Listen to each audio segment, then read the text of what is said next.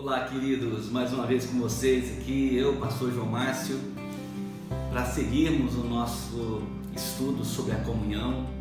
Hoje estamos no terceiro estudo da série e o nosso tema de hoje é os mandamentos recíprocos.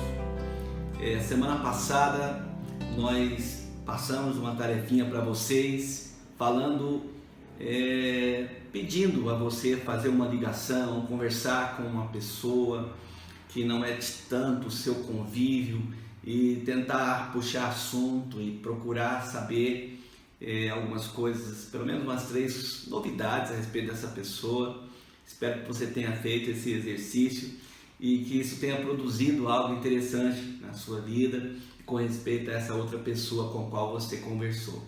Uma outra tarefa que nós passamos para você foi a leitura de Colossenses capítulo 3, versos de 9 a 17, que seria a leitura desse texto e você procurar anotar os mandamentos recíprocos desse texto. Então, eu quero fazer a leitura juntamente contigo apenas para a gente continuar dentro desse tema que nós vamos falar hoje sobre os mandamentos recíprocos. Então eu quero fazer a leitura para que isso torne-se vivo para nós, daquilo que a palavra de Deus nos fala sobre esses mandamentos.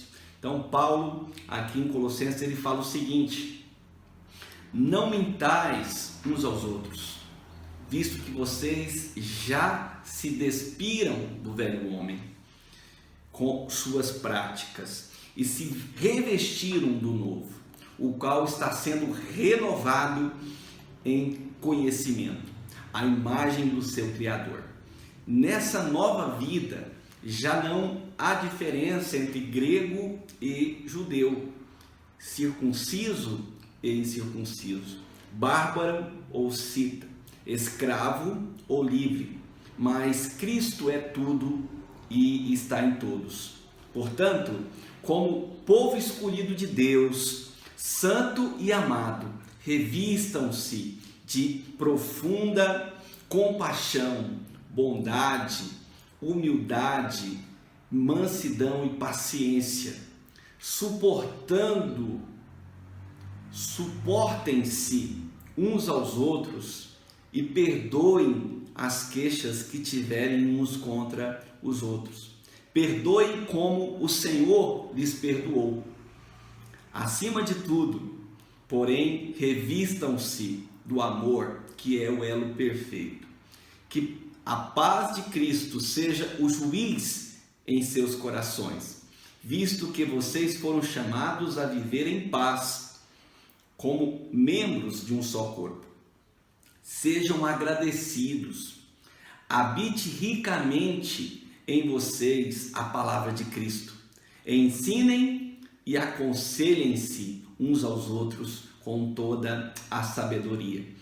E cantem salmos, hinos e cânticos espirituais com gratidão a Deus em seus corações. Tudo o que fizerem, seja em palavra ou em ação, façam em nome do Senhor Jesus, dando por meio dele, graças a Deus Pai.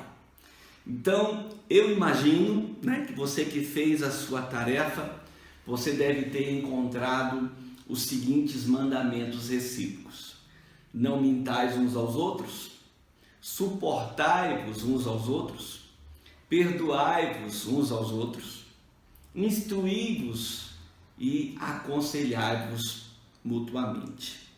Então,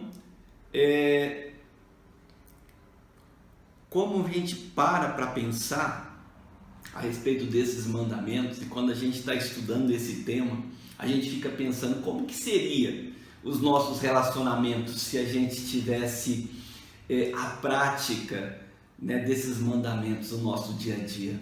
Já pensou? Que coisa maravilhosa que seria a gente ter a prática desses relacionamentos. Eu gostaria nesse estudo de hoje chamar a sua atenção e mesmo de maneira breve, a gente poder meditar um pouquinho a respeito desses mandamentos aqui colocados por Paulo. Então a primeira coisa que a gente vê sobre esse primeiro mandamento, não mintais uns aos outros, é um relacionamento sem mentira, né? O que é um relacionamento sem mentira? Tem um texto que fala também, né, desse mandamento recíproco, que está em 1 Pedro capítulo 1, versículo 22, que diz assim: agora que vocês purificaram as suas vidas pela obediência à verdade, visando ao amor fraternal e sincero, amem sinceramente uns aos outros de todo o coração. Mentira, queridos, tem a ver com falsidade, né? E mentira gera desconfiança. Imagina um relacionamento marcado pela desconfiança, marcado pela falsidade. Com certeza vai ser um relacionamento doente. E certamente também esse relacionamento vai ser um relacionamento superficial. Geralmente as pessoas não afundam relacionamentos nesse sentido. Então, o amor e a verdade, eles andam juntos.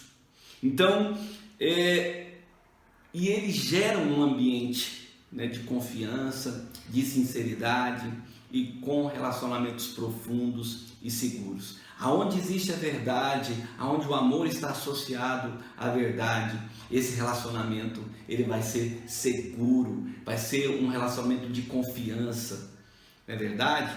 Então, o segundo mandamento que a gente vê aí é o suporte mútuo. O que é o suporte mútuo? Quantas vezes a gente já teve uma situação onde nós precisamos de ajuda? Você já teve alguma situação onde você necessitou de ajuda e que alguém foi ajuda para você, alguém foi suporte para você? Que coisa maravilhosa que é, não é verdade? Quando a gente tem essa ajuda, quando a gente tem esse suporte, é algo maravilhoso demais. Mas algo muito interessante que a gente não pode esquecer, querido, é que esse apoio, que essa ajuda, que esse suporte, ele é mútuo. E o que quer dizer mútuo? Ou seja, eu sou ajudado, mas eu também estou à disposição para ajudar. Essa é a beleza dos mandamentos recíprocos. Entende? Existe sempre uma linha dupla, né? É uma via de mão dupla. Então eu acho maravilhoso quando alguém me ajuda, quando alguém me assiste na minha necessidade, quando alguém me suporta. Mas o texto está dizendo que nós precisamos ter uma ajuda, um suporte mútuo, né? Hoje eu preciso de ajuda, mas amanhã, se você precisar de mim, eu estou à disposição. Então, um outro ponto desse mandamento é o perdão mútuo. Já pensou sobre isso? O que seria o perdão mútuo? Não é? É a mesma coisa que eu acabei de falar, né? Da visão de uma estrada de mão dupla. Certa feita, quando Jesus estava falando sobre perdão, lá em Mateus capítulo 18, ele contou uma parábola. E nós conhecemos essa parábola como a parábola do credor incompassivo. E ele começa a falar a respeito do perdão de alguém que devia para uma pessoa, e essa pessoa, essa dívida era muito grande, mas só que ele foi perdoado. E essa mesma pessoa que foi perdoada, com essa dívida tão enorme, tão grande, ele tinha uma outra pessoa que também devia a ele, mas a atitude dele para com essa pessoa foi bem diferente. Então, quando você vê a atitude, você vai entender o que nós estamos falando, né? Desse perdão mútuo, porque é algo muito interessante, porque geralmente quando a gente comete alguma falha, algum erro, geralmente a gente quer que se use de misericórdia conosco, é verdade? Quando você comete uma falha, você quer se justificar, você quer que as pessoas compreendam as suas intenções, você falhou, mas você está sempre clamando pela misericórdia. Mas o interessante é que quando alguém falha conosco, aí a gente muda de posição, aí a gente quer usar da justiça, aí nós queremos que a justiça seja aplicada. Então, quando a gente faz isso, não existe perdão mútuo. Porque nós estamos usando duas medidas, nós estamos fazendo algo diferente daquilo que a palavra de Deus está chamando a nossa atenção. Porque o que a parábola que Jesus fala aqui é que da mesma maneira que nós somos perdoados, a gente precisa perdoar. É o que ele ensina também lá em Mateus 6, quando ele está falando da oração do Pai Nosso, fala assim como nós perdoamos aqueles que têm nos ofendido. Então eu preciso perdoar. O perdão ele é mútuo. É também uma estrada de duas vias. Então, assim como eu sou perdoado, eu vou perdoar. Então imagina um relacionamento assim. Essa é a beleza do perdão mútuo. Assim como eu entendo que eu cometi uma falha, eu estou sendo perdoado, quando alguém comete uma falha comigo, eu estou pronto também a agir da mesma maneira e a perdoar, assim como eu fui perdoado. Então, o outro ponto, ou os dois últimos pontos que a gente vê aqui, é o ensino e o aconselhamento mútuo.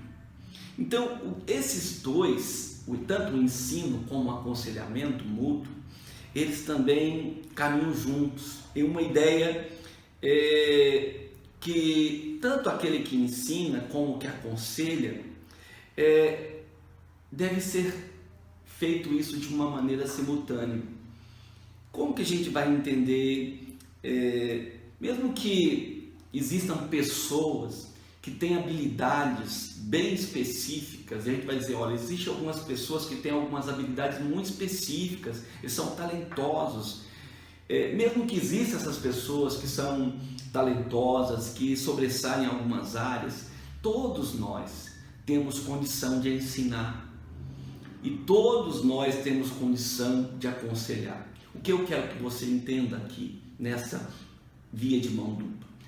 O texto aqui está dizendo que é um ensino mútuo e também um aconselhamento mútuo. Falando do ensino, pode associar a questão do aconselhamento, não tem aquela ideia, querido, de, olha, eu tenho o conselheiro e o aconselhado, então é só o conselheiro que pode aconselhar, ou só o professor, né? Você estudou, você formou em quê? Para você ensinar. Então, o ensino mútuo, ele não está focado apenas no conhecimento intelectual, mas existe uma vivência, nós aprendemos de tantas maneiras. A ideia aqui é como um filho ou um irmão mais velho, não é? Mesmo que ele não é o pai, mas ele ajuda a cuidar dos irmãos. Então, mesmo que ele ainda não é um pai, mesmo que ele não tem todo o conhecimento, mas ele tem mais conhecimento do que aquele irmão mais novo. Então ele vai ajudar. E quando a gente pensa na questão simultânea ou mútua, é que ao mesmo tempo que ele está sendo ensinado, ele também está ensinando. Entende isso? Eu estou aprendendo, mas ao mesmo tempo eu estou ensinando. Eu não vou esperar daqui a 20 anos depois para mim começar a ensinar. Eu comecei a aprender, eu tenho algo para ensinar. Então esse é o ensino mútuo. O aconselhamento é a mesma coisa, não é? Eu não tenho que ser formado em aconselhamento, em tantas coisas para me poder aconselhar. Eu posso aconselhar segundo aquilo que eu tenho recebido. Então esse é o aconselhamento mútuo, essa é a ideia do ensino mútuo. Então, da mesma maneira que a gente cresce aqui no conhecimento, a gente também cresce praticando, ou seja, essa característica, quando a gente vai falar aqui de ensinar, de aprender, eu não sei você, né? Até uma pergunta interessante que a gente poderia colocar aqui, o que é mais difícil para você? Deixar outros servir você com seus dons, ou é você servir outras pessoas com os dons que Deus tem te dado? Porque às vezes a gente pensa que a gente não é capaz, né? A gente se sente incapaz, a gente pensa que a gente não é tão importante, e quando que o Senhor tem nos colocado em uma situação de convivência, que nos ajuda a entender que eu posso servir, eu posso ser útil. Então é um relacionamento mútuo. Eu aprendo e eu ensino e eu também aprendo. E eu aprendo tanto com aqueles que estão acima de mim, como aqueles que estão abaixo de mim. Então, sempre essa ideia dos mandamentos recíprocos, ele está ligado à ideia de dizer um aos outros como mutuamente. E a Bíblia, especialmente no Novo Testamento, nós encontramos 28 mandamentos recíprocos. E eles aparecem pelo menos 60 vezes. Eu não vou citá-los aqui, nós falamos dos 5 aqui de Colossenses, mas eu vou postar isso, né, nas partes de comentário aí embaixo do vídeo. Depois você pode dar uma sondada que você vai ver esse texto, e eu vou postar então todos esses 28 mandamentos recíprocos para que você tenha esse contato, para que você possa ver. E já quero aqui deixar para vocês o nosso próximo estudo, que você prepare para a próxima semana, assim como a gente fez aqui com os mandamentos recíprocos, como a gente fez na ideia do projeto de 10 anos. Eu queria que você pegasse esses mandamentos que nós trabalhamos aqui e que você pudesse escolher pelo menos uns 2 mandamentos desse e que você pudesse colocá-los em prática essa semana, tá bom? Escolha alguns desses. Se quiser colocar mais de 2, fique à vontade. E se você pegar dos 28 lá e quiser pegar uns 10, fique à vontade, tá bom? Mas eu queria que você pegasse esses mandamentos, que você pudesse colocá-los em prática.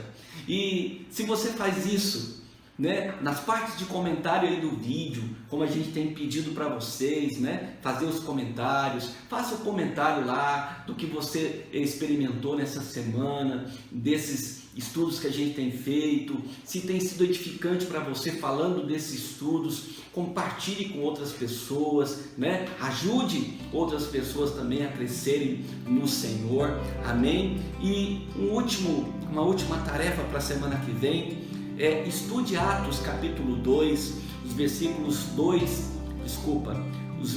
42 a 47 e faça a seguinte pergunta, tá? Então você vai ler, vai estudar Atos 2, 42 a 47, vai fazer a seguinte pergunta: como esse texto se aplica a mim, a minha igreja, a minha célula? Como é que esse texto aqui de Atos, ele se aplica na minha vida? Como é que ele se aplica no contexto da minha igreja, no contexto do meu grupo pequeno, da minha célula, ok? Então, escreve isso aí e vamos para a próxima semana, para o nosso próximo estudo. Se Deus quiser, estaremos aqui. Vai ser um prazer ter você comigo novamente, tá bom? Um grande abraço e fique na paz.